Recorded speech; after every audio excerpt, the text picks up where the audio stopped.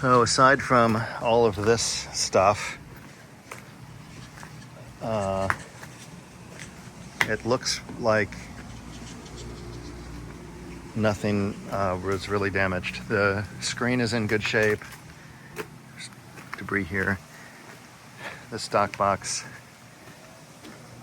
you know, I just had to do the same thing as I did last time and empty them all out and dry everything in the sun.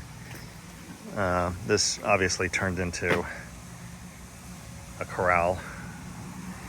Fortunately, we did not lose Lacey's crab, so that's exciting. And then this same deal. Here was the water level, right there. So that is up to above my knee. And we've got some amount of crap down here. Thank God we raised the boat, because you can see this one would have definitely been floating. Down here, we've got debris, and that palm tree fell over right there. And the water is still pretty darn high.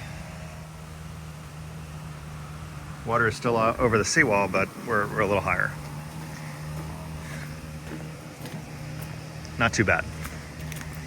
Oh, this is shot, I'm sure. This outlet in here is gonna have to be replaced. This was underwater. Yeah.